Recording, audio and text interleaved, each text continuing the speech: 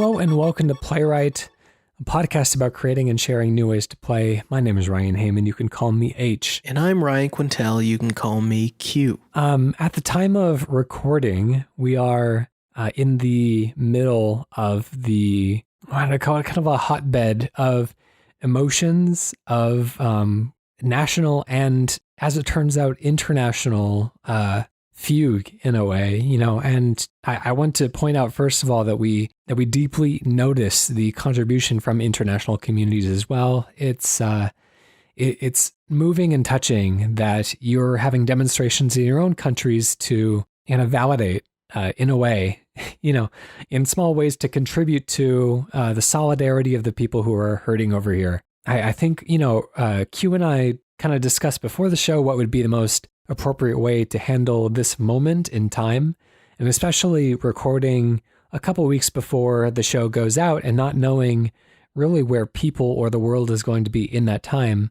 We kind of decided that we wanted to kind of acknowledge the pain that people are feeling and kind of offer our voices in support, but at the same time to not, monopolize the conversation. People, our positions in our own personal kind of social media worlds and feeds have been made known, and certainly there are better sources for information on the real philosophy and work that can be done within the current society now for the purposes of justice, particularly for the ethnic minorities, or I suppose it's getting to the point where it's minorities no longer. We have to come up with a better term now. Yeah. But particularly in this time for our Black brothers and sisters in America and throughout the world. And in that vein,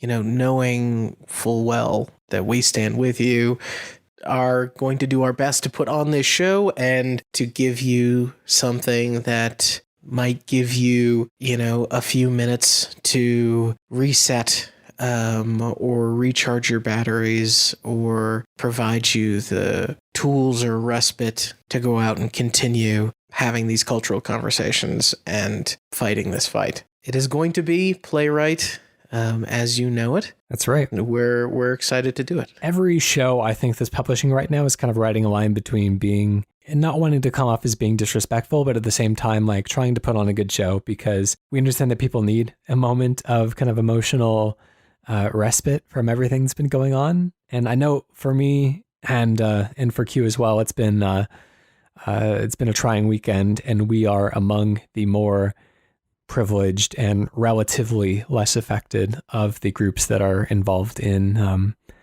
everything that's going on. So with that said, let's all take a breath. Okay. Let's go on to putting on a good show. If anyone feels like things are being handled flippantly or anything like that, we appreciate if people would talk to us about it, because we're trying our best and we're trying to learn about the best way to handle things as people who run a fairly frivolous show. Yeah.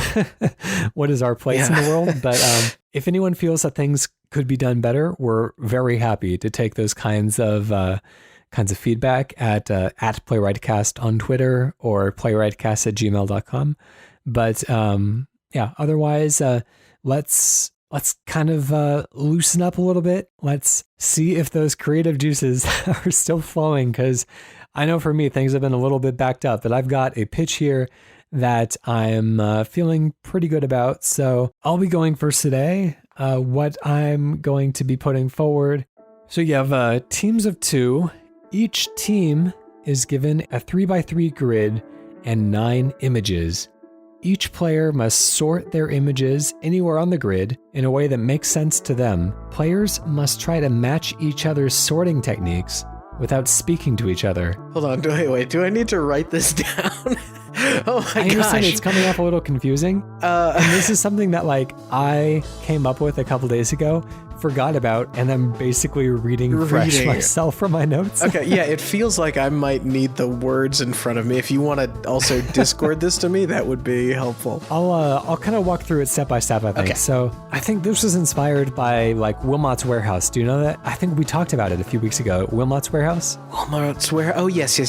Right, so that's a game, just to kind of recap, that you play a little kind of square with a face on it. It's very kind of minimalistic, but you're given kind of a warehouse to sort. It's a top-down, minimalistic, almost kind of a grid-based type of view. Everything is a 1x1 square. You're given several kind of items from a kind of centralized point of distribution, and basically it's your job to take those items and sort them throughout this large warehouse in a way that you can go and find them later when you need them. So, you might start getting start getting types of blocks that have little pictures on them, ones that represent, things that you associate with Christmas maybe, and then things that you associate with seasons of the year. And so, you start sorting away all the Santa hats and the reindeer on one side, and then you sort away the sandals and the sun and the cherry blossoms and the falling leaves on the other side of the warehouse. And then all of a sudden you start getting things that start messing with your kind of cognitive structures that you built for yourself. You get a snowflake, which, really, like, that could go either way. You get a snowman, which again, like, that's a winter thing, but at the same time, fits into Christmas pretty well too. So, that's a bad example. That's just kind of off the top of my head, but it's a way of kind of like challenging your own cognitive structures in the way that you sort otherwise kind of neutral or unsorted stimuli. So anyways, basically what I'm saying is that kind of a competitive way of playing a similar game. So kind of starting from the beginning, teams of two teams of two, or maybe multiple teams of two. Each team is given a 3x3 grid, so 9 squares in total of 9. So you're given the grid, kind of empty slots, and then you're given 9 images. Okay. One player must sort their images anywhere on the grid in a way that makes sense to them. So, you come up with, maybe it's not a 3x3, maybe it is more of kind of like a sprawling warehouse setting, but you have to arrange your images in a way that makes sense to you. And then the other player, without speaking to their kind of compatriot, they have to try to sort it in the way that they expect that their partner has sorted it. And the closer that they get to the sorting pattern that their partner did, ends up winning or scoring more points. So perhaps other teams can take points away. Well, you know what? Let's start there. Let's disregard the last statement, strike from the record, and we can kind of work those additional complications in as we ruminate a little bit. So I'm going to go ahead and start the clock. So this is essentially a game about mixing and matching combinations, and then there's, or is this dismissed, an angle of kind of seeing what your fellow organizers also bring in terms of combinations that they're sort of unlocking and creating logical pairs of? In a way, this almost kind of like makes the most sense if you picture this as being like a card game that you all like sit around the table playing together. Okay. So you have a partner, your partner kind of sorts a group of images in a way that makes the most sense to him or her, and the other partner has to try to predict how those images were sorted by, what they think would make the most sense to their partner. Okay. Oh, interesting. And so is this, I'm almost wondering, like, does this come through a bit of a Pictionary lens where there's a challenge issued of like, we want you to construct pairings that, end up telling the story of XYZ, and then you kind of newlywed game yourself into, guessing like, oh, how would, like, I'm guessing, hey, how would H, or what would H use to describe this particular thing, and knowing that I have like access to this glyph library. Yeah, I think it does make the most sense for partners to know each other well. You know, I don't think it would be something you would necessarily throw upon. I mean, maybe that would be interesting if you could just kind of cast it upon strangers, but I'd like to think that there would be some sort of, because the other wrinkle I wanted to introduce into this is that if the other teams also correctly guessed how things were going to be sorted, then it would kind of cancel out the points that were won in the last round. So you have to be sorting things in a way that is understandable to your partner, in a way that your partner, knowing you the best of all, will predict, but not in a way that you feel the other teams would also predict. Okay. That almost reminds me a little bit of the recent game. Oh my gosh, I forget what it's called, but it's kind of the Prisoner's Dilemma game. Do you remember what I'm talking about? The last Prisoner's Dilemma game that I remember playing was Zero Time Dilemma from the Nonary games series. Okay. What was it called? Zero Escape series. Okay, so I generally think that there's some social engineering here. So it almost it almost incentivizes me to kind of develop a code with you, doesn't it? Like, yeah, we're always going to kind of end this thing, with a with a heart or something at the end, like our own little team signature. I originally pitched this as kind of like a 3x3 grid. Maybe that's not the most interesting way to do it, because it feels like at that point there's a relatively good chance that you're going to just like guess correctly anyways, or if you guess, I don't know, it just feels like it's like maybe if the shape of the grid were different, it could be more interesting. Like, even if it was still just 9 squares, if they were all laid out in kind of a linear format from left to right, that could be interesting. You can start to get into a lot more kind of thought processes on kind of a sequence of events, whether it's kind of evolutionary or moving from, least sophisticated to most sophisticated inventions, or, I could see a lot of interesting thought processes coming in that way. If you had to overlay it onto a calendar of the year and basically choose 9 dates throughout the year to fit all of those items on, it would be really interesting if the kind of like shared experiences that people had led them to correctly guess what dates each would be associated with, knowing that some of them, like sandals, were probably going to fall somewhere in the summer period, but I'm interested in exploring kind of like different frameworks for this to make the guessing game a little bit more interesting and a little bit more revealing of people's personalities. Yeah, I'm starting to think about like one layer of complexity to potentially add on to this is having certain glyphs, certain symbols that as they sit next to each other in this grid, or as they have a relationship with each other on the grid, they kind of combine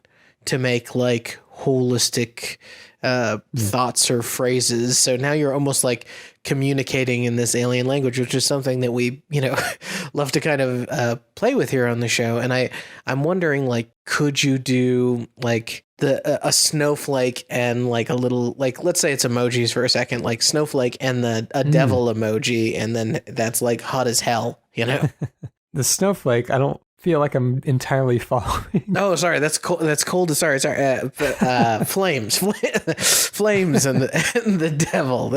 I guess that could also be burn in hell. But that sort of stuff where like maybe even after placing your glyphs, you get like 2 or 3 links that you can place in between 2 glyphs, and so you can say, hey, these two have a direct relationship with each other, or these 2 things represent a single thought. So you're almost like there's always 9 points of articulation, but you can sacrifice, the risk reward, sacrifice one of those slots in order to say something more comprehensive about the concept that's in 2 of them. I do like the idea that you introduced of kind of like making emojis the kind of currency of this game in a way, because I feel like scrolling through the emoji keyboard, there's so many strange ones. Yeah, there are. And like things that like seem to represent such specific use cases that I can't imagine ever using them. Yeah, you have like every nation's flag. You have like arrow. Like there's a lot of actually super useful emoji to this particular game where you get into, just circles that are in colors. So now you can kind of evoke words. There are numbers in there. There's even a couple letters. So you could really sort of spell something out, I guess, in a more interesting, articulate way. Mm-hmm. But of course, at the sacrifice of like slots. So maybe like every goal is not even just a theme, but you could get as complicated as, write a love letter to a person in all emojis. Yeah, that would be interesting. Well, I mean, then it feels a little bit hard to score. But maybe if it's tell the story of Star Wars and you're given a handful of random emojis and you have to put them in an order, that could be a fun way to... I don't know if we ever talked about this, but there was a game that I would play when I worked at IGN. Usually this is like a end of the day Friday thing, and everything is just silly, but we would play Guess the Game with 5 emojis. And so you would just type out 5 emojis, send it to the group, and then everybody would have to figure out what video game you were talking about. Interesting. I mean, that could be a pitch all on its own. Right.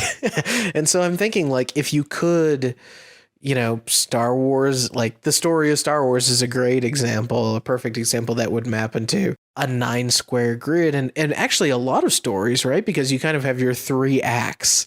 So you're like describing... I just feel like I would want to make it for the purpose of this particular game. And like we can certainly revisit similar ideas later. I'd want to make it something that's more personal and interpretive. Yeah. Because you want something that your partner will guess, that other teams can't disqualify you because they were just kind of, if there is a right answer to like the way that it makes most sense to describe Star Wars in a sequence of emojis, then like we don't want the opposing team to kind of snipe us on this one. That's a good... Okay. I'm trying to think about like how you score communication, right? That's the tricky thing that you keep returning to. I think it's kind of like if your partner is closer to the arrangement that you originally outlined than is the opponent, you score points.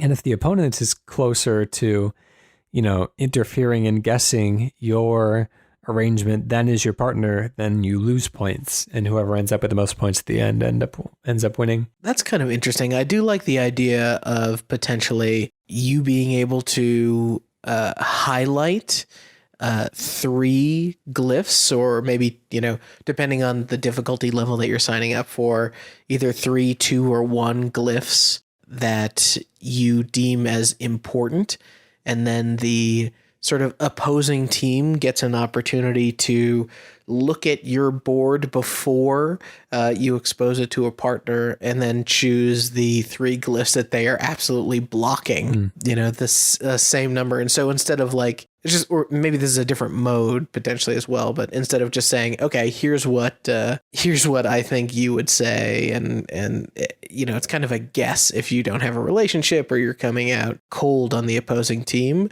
Whereas the opposing team is like I'm going to look at this and I'm going to try and disassemble it or make it so that here's the 3 that I think I don't want exposed. And if there's no overlap, 3 glyphs get shown to the person. But if there's not, then you're kind of fully blocked out if there's overlap. Does that make sense? I'm trying to think through the mechanics of it. We're significantly over time at this point, so let's go ahead and close it down, come up with a name for it. There's like talking in pictures.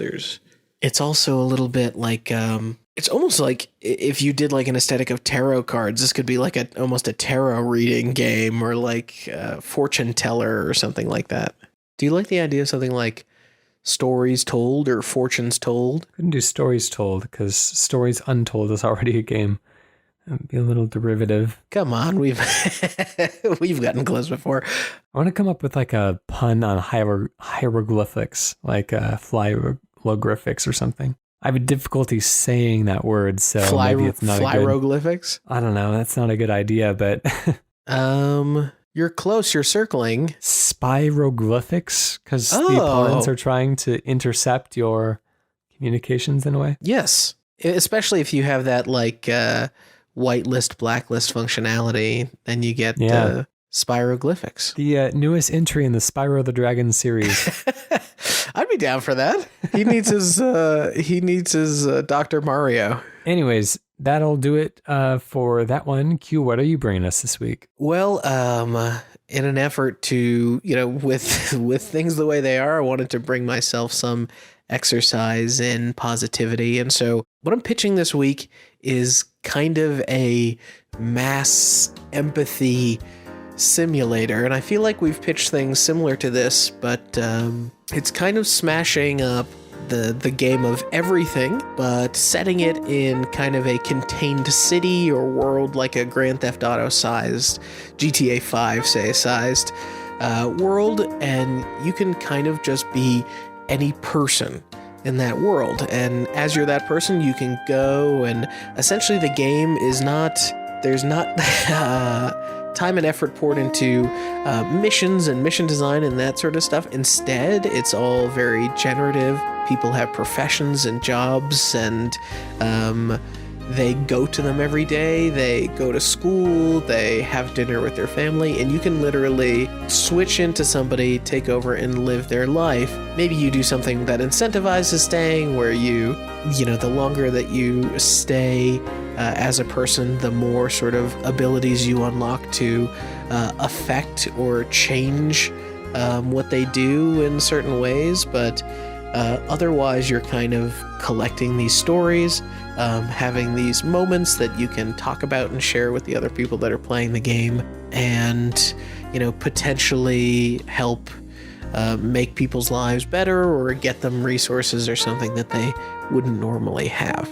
Interesting start on the clock. This does kind of harken back to probably 3 weeks ago now. We talked about kind of my fantasy pitch for a sequel to Grand Theft Auto, which was, you live out your life in the, as one character. And then if the character dies, then you switch into the body of another character and, kind of keep on going from there. The world kind of evolves and grows around you. So what level of narrative, what level of are these, linguistic people? Are they talking to each other? Or is there like a story to glean from it? Or is it more kind of like procedural, nonverbal actions that are taking place? Yeah, I think you could do something that's simlish if you really wanted to. I know that generating something on this scale, we've seen games use procedural generation now to create an entire universe that you can fly into and all these different planets with creatures, and we've seen games use procedural generation to create all these different maps and stuff you can visit. But what if all the complexity was really just built into more of that contained space? And when the generation is, the procedural generation is not dedicated to building out space, and rather really focused on generating out once you kind of are in this world, there are actors and people in it, and being able to be somebody, go to their job, realize that they work with someone else, and maybe the only way that you can sort of transfer is through direct contact with a person. You could have opportunities where somebody gets in trouble, or they end up in prison, they end up in a hospital, they end up having a conversation with someone, and by engaging with someone else, actually through conversation, actually through helping somebody else, that unlocks that person to sort of transfer into. Like a pay it forward in a way as an alien symbiote. Yeah, and so it's kind of interesting. I mean, this is now, you could probably hear me come to that in real time, but the idea of it takes a good deed for somebody else to sort of make that person available on your roster, you can kind of slowly build your way towards somebody being able to occupy, I hate to use a term like occupy, but sort of take part in the life of anybody in their city simply because they've spread that much good. We could almost kind of envision this in the same way that, this kind of contact infection in a way, like obviously brings to mind a lot of the COVID stuff that's happening right now. Yeah. Like what if we take a kind of a disease spreading model, a virus spreading model, something that, is kind of a painful subject right now, and turn it into a kind of pay it forward, like, doing good for people ends up kind of having rippling effects throughout the entire community type of message. Yeah, that's interesting. One of the things indulge me here for a second. One of the things I've actually thought a lot about lately is how one of my personal goals for myself, and I don't know if this is ever going to happen, maybe it's just a fantasy and I shouldn't, dwell on it. But, when you're young and you grow up in a culture of, the tech industry and Titans and all this stuff, and you're like, oh, any individual can change the world. And that's a promise that many young people are told. And then the older you get, like the more simplistic or sometimes dialed back your view of what is important and what does success look like becomes. Mm-hmm. So I like the idea of, at the very small level, maybe you start as one character with some level of agency and you can do small good. And then as you kind of are able to pass on these good things or maybe make contact and have these conversations closer than 6 feet apart with other people, maybe then you can slowly get into the scale of like, okay, well now I actually can influence enough members of this community where we can start building a community garden or enacting like new levels of complex sort of do-gooding, if that makes any sense. That's interesting because, the pitch is kind of premised on this idea of kind of passing from person to person, the actual player characters being kind of an impermanent state, but maybe the environment that they inhabit is something that kind of carries forward. So unlike a lot of video games, the progress isn't made in the powering up of the individual, but rather the kind of collective good that you can do to the environment, which is something that you do kind of pass down to the next character that you inhabit in the same way that you would kind of pass down your environment to your actual next generation. Now you kind of get a situation where you're almost enacting like Sim City or City Skylines like policies where you're able to say, and take away the economics of it for a second. Like this is not intended to be like an economic sim or anything like that, but a community can have a community garden, a town can make policies for, safety or schooling or build a community center or something like that. And then once you get into sort of city-sized stuff, you can enact entire social policies that improve the lives of people around you, all because like you personally at one time as one of your characters helped the person who became the mayor, right? So we're talking mayors and all this kind of thing, like how big, institutional, like how organized is this versus more of kind of an abstract representation of communities of people? How much of a city management type of thing do we want to make this? Yeah, I don't necessarily want to do the whole like zoomed out view, like go big sort of thing. I think it's better to try and keep this really small, like keep you in the perspective of one person. Only through living as that person and engaging with the other people around you can you like actually affect change. So not only would you have to like do something good, but let's say somebody is in some institutionalized position. You have to live as that person long enough to be able to have the conversation with the people around you that expresses something that you want to do, or be given the choice. Like the choices are only presented as you live in somebody's world and explore their life. So what, other than the environment, what can you carry in from one person's life to the next? What can be the kind of almost roguelite progression curve of gaining experience or carrying over experiences into the future lives that you inhabit? That's a good question. What is the dream of anybody what is the fantasy of being reincarnated? Is it that are gaining wisdom? Potentially. I mean, I think that the kind of like Hindu and Buddhist view of it is that you are hopefully kind of gaining a little bit of like wisdom and experience each time until eventually you're able to kind of, ascend and, gain that kind of enlightenment. I've always been more interested in the idea of kind of going back in time mentally and like reawakening with my current thoughts and memories, like as a child, and getting to live my own life over again, knowing what's going to happen in the future and knowing, the consequences of all my actions and everything like that. Like that's an intriguing idea. It's different than what we're talking about, but it's kind of similar in a way. I do like the idea of tying, let's say that we do decide to build a wind state into this. And maybe that wind state is, ascending or becoming one with the universe or something like that. I do like the idea of it really only being attainable through having enough time as lived experiences as enough people. And like the way that you're gaining the credit for living as somebody is taking part in interacting with the people that they interact with, and taking part in the activities that are a part of their life. Like you do have to meet this person's family. You do have to go to this person's job, and really like it's, a day in the life or walk 100 miles in somebody else's shoes as the big theme. That'll do it for time on that one.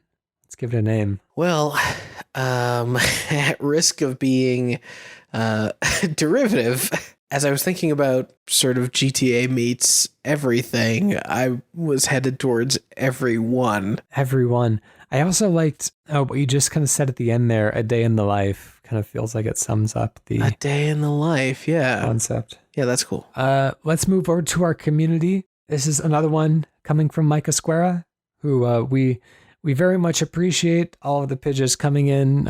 We have some very prolific members of our community, and we are tickled every time that we receive another one from Mike and from repeat listeners. But again, we would encourage anyone who is listening, who has not written in or who hasn't written in, and it's been a while, we'd love to hear from you. We're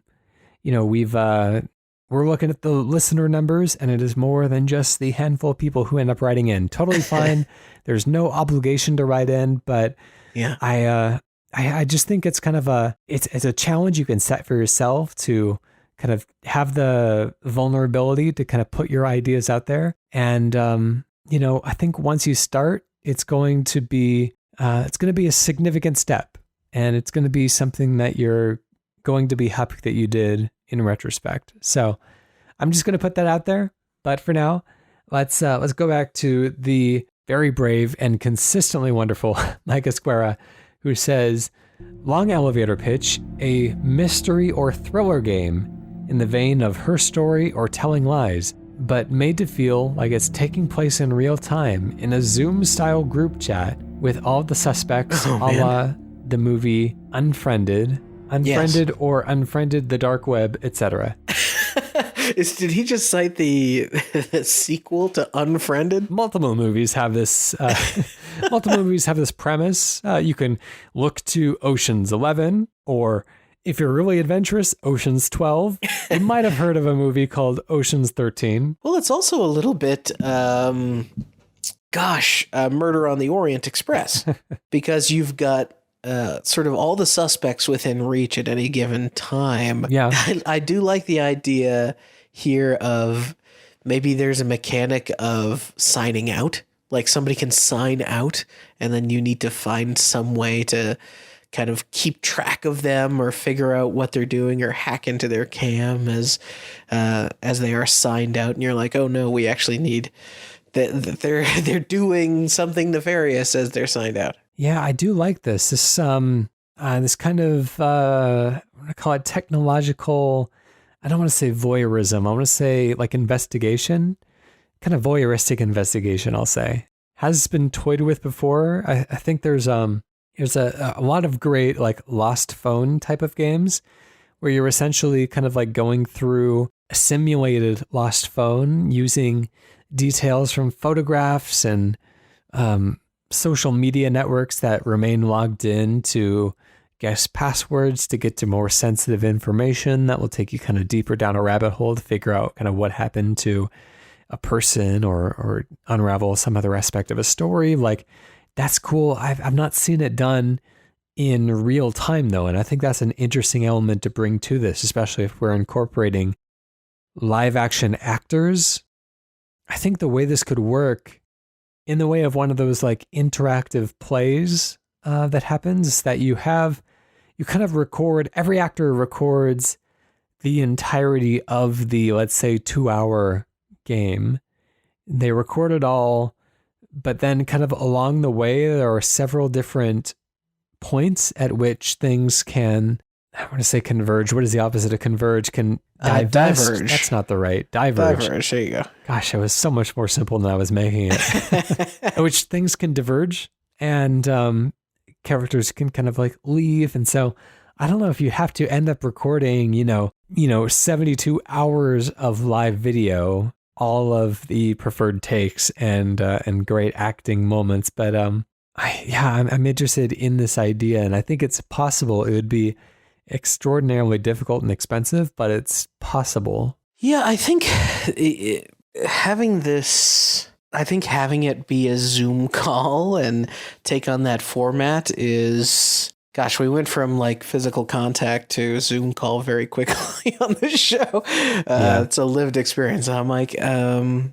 idea of the Zoom call, right? Like the ability to build in different virtual backgrounds and like what sort of tools do we know that Zoom has? You have the chat, you have muting, you have... I mean, if it's Zoom, then you have the ability to hack into other calls that you're not invited to. Oh, that's true. Oh, right, because you could discover that there are side conversations happening and somehow derive the URL. Maybe there's like, if you look closely, there's a Post-it note and you actually have to like select the feed and zoom in on it, right? To see that amount of fidelity and detail to get the information about or you see like a reflection in somebody's mug or glasses or something that they're on a second call. That's how you know. I would think it would be difficult to take multiple video calls at the same time. Yeah, you'd have to do a Her Story style, like you'd have a really basic OS or something built into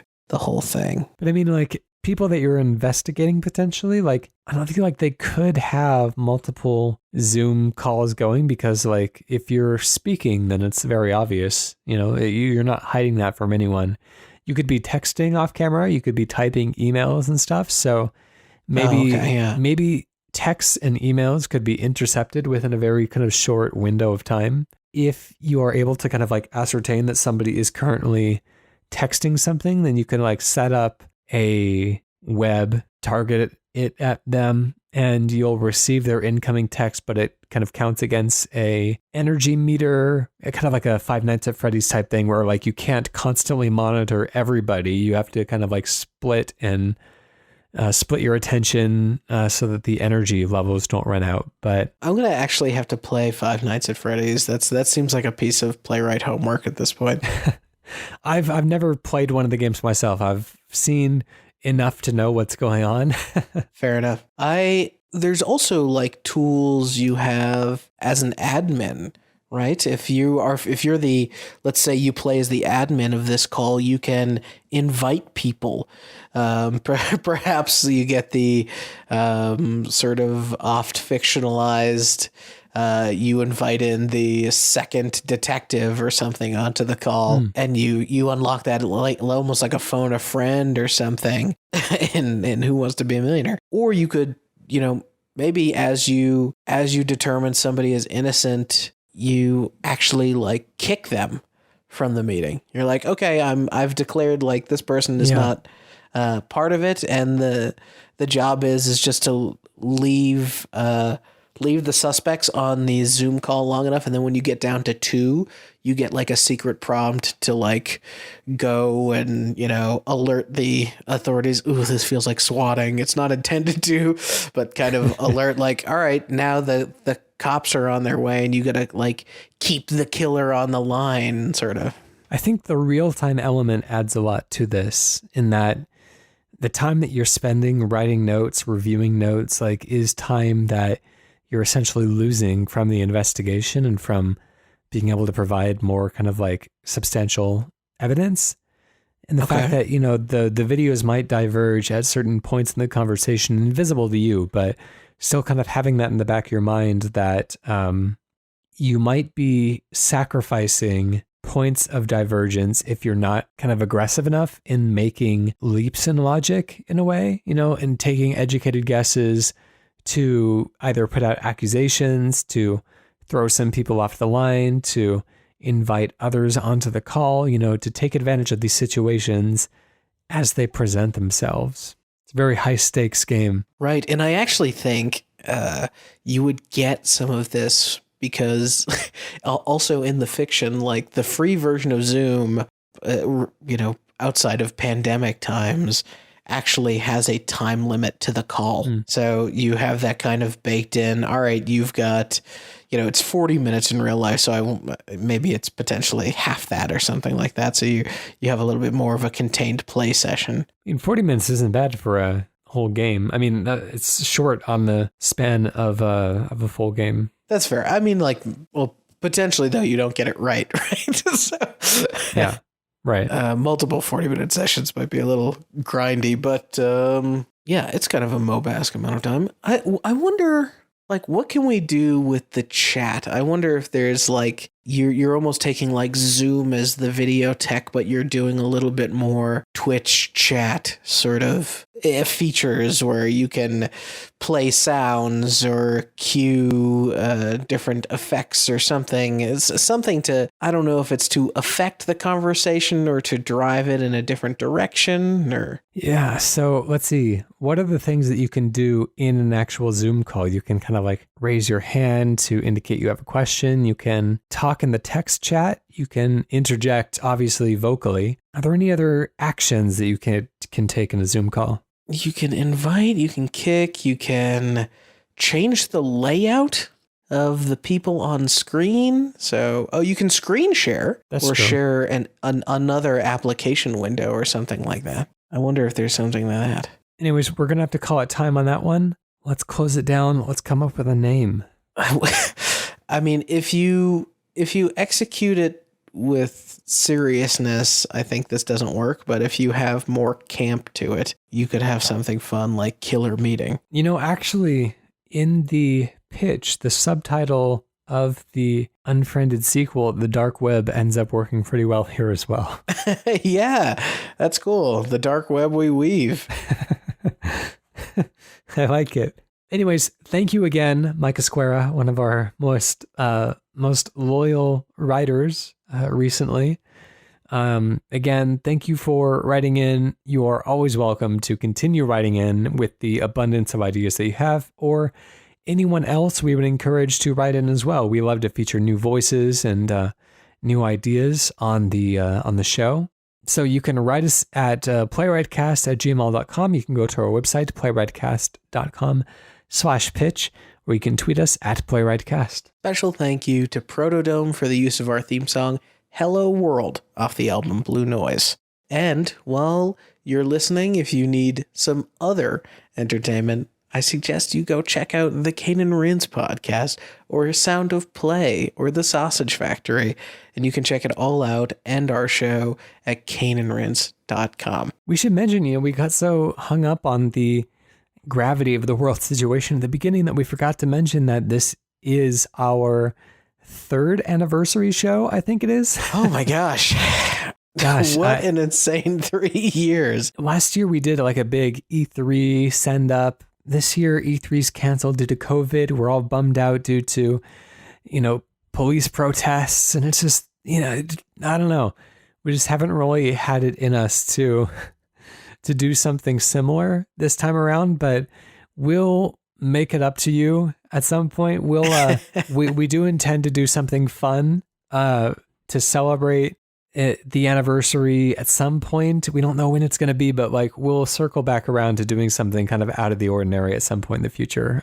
Yeah, we've had some behind the scenes talks about stuff we want to potentially consider, but like with all things putting on a show like this, it also means a new level of production potentially, or a new level of commitment, and time, I think, is a premium for everybody. So we want to be respectful of each other's, and but also, reliably be able to produce a good show for you guys.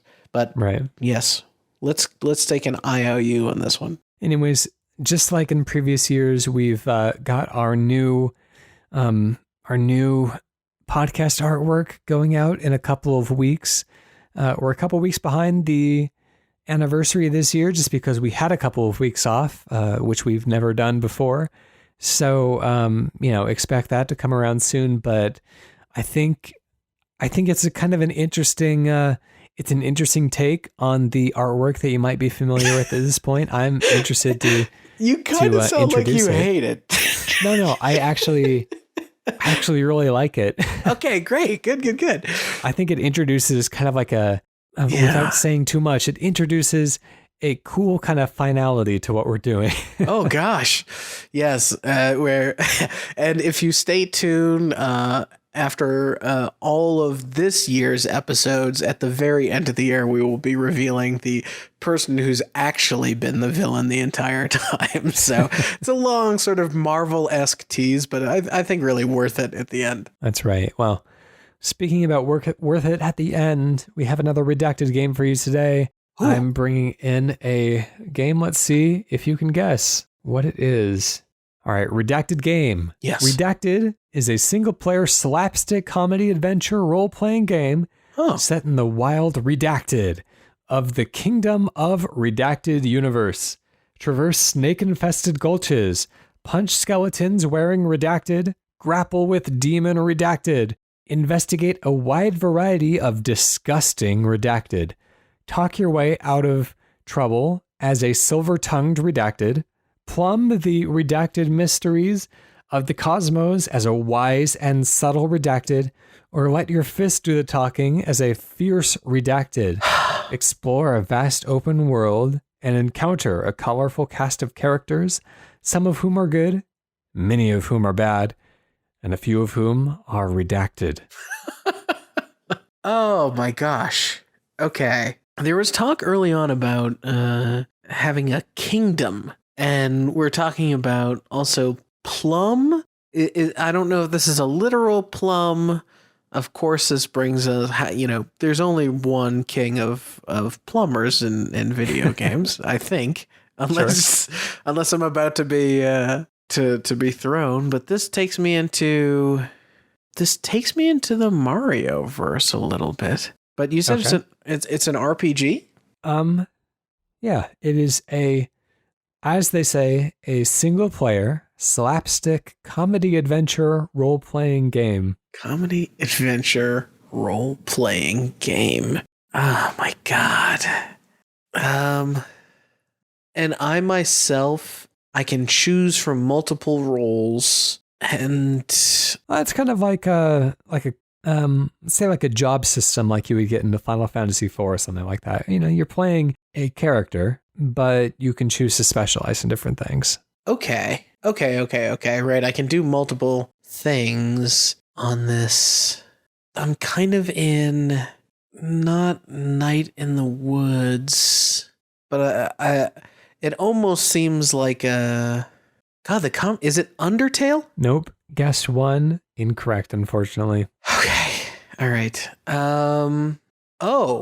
You said a kingdom. Is it Kingdom of Loathing? I don't know if I know that game. Okay. Kingdom of Loathing is this old browser game. It was also West of Loathing is part of it. Interesting. Okay. Well, this is probably an anticlimactic way to reveal it, but West of Loathing is the correct answer. Oh, okay. All right. I didn't know it was a part of a larger series.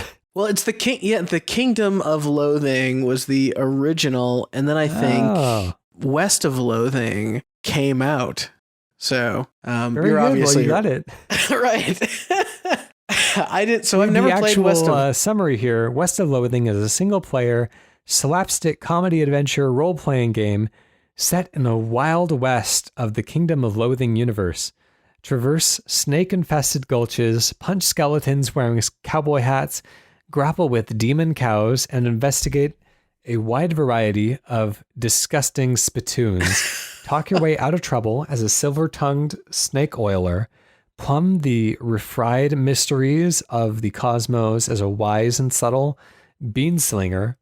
Or let your fist do the talking as a fierce cowpuncher.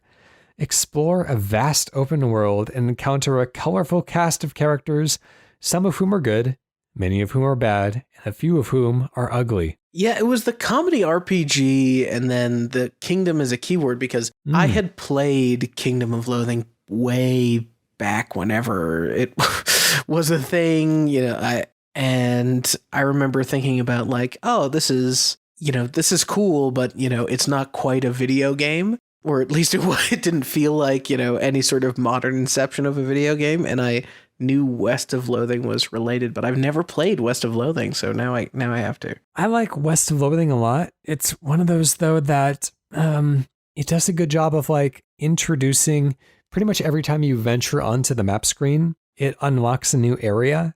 And usually the areas are kind of like self-contained little funny jokes and stuff like that, little puzzles to figure out. And there will be some sort of a humorous outcome. Like it's all very, very, very well written and really engaging to participate in. But my criticism would be that once you kind of exhaust the immediate jokes, the things that can be handled in kind of single screen scenarios, it's extraordinarily difficult to kind of like tie things together on a broader scale. There are some kind of quests that span multiple. And so when you win your next kind of quest item on like one of your last remaining quests is like, go get the spoon of Damocles or something like that, then it's like, I have zero idea where that is because I've just been kind of passing through and consuming all of these spaces. I don't really remember what is where. And especially if I take some time off of the game, like if I could do it all in one sitting, I might just be able to pull it off. But since it's always moving you on to the next thing, it's hard to really like form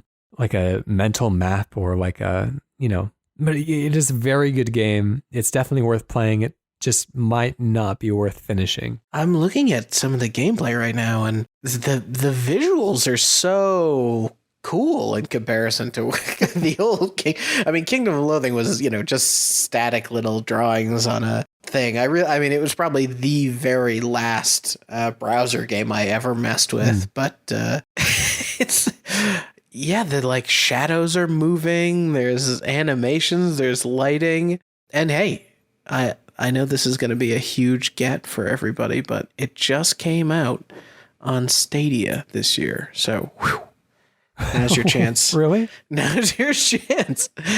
At least Stadia. That's what it says. Stadia here has an announcement trailer. So, gosh, the power of Stadia. Finally, we can render that black and white line art. Wow. Still living. All right. Anyways, thank you for listening, everyone. We'll catch you again next week. Bye.